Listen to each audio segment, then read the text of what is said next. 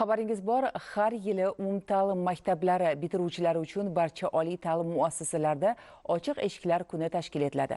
Bu katta hayotga qadam qo'yish arafasidagi yoshlar uchun kasb tanlashda juda muhim voqelik hisoblanadi. Geologiya fanlari universitetida ham ochiq eshiklar kuni ko'plab yoshlar uchun esda qolarli bo'ldi. Abituriyentlar, ota-onalar va qiziquvchilar universitet faoliyati, zamonaviy laboratoriyalar, geologiya muzeyi bilan yaqindan tanishdi. Professor o'qituvchilar bilan master-klasslar, savol-javob sessiyalari, talabalarning ilmiy ishlari, ko'rgazmalari yoshlarda katta qiziqish uyg'otdi.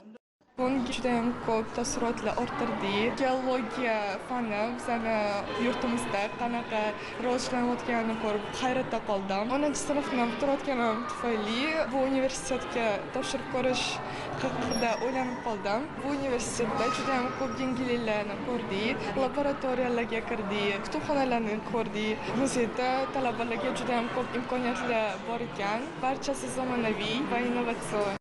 Biz bugun sinfdoshlarimiz va o'qituvchilarimiz bilan birgalikda keldik. Bu yerdagi muhit, bu yerdagi zamonaviy texnologiyalar, bu yerdagi laboratoriya va muzeylar menga juda ham yoqdi. Ayniqsa muzey va laboratoriyada ishlatilgan zamonaviy texnologiyalar o'ziga juda ham jalb qildi.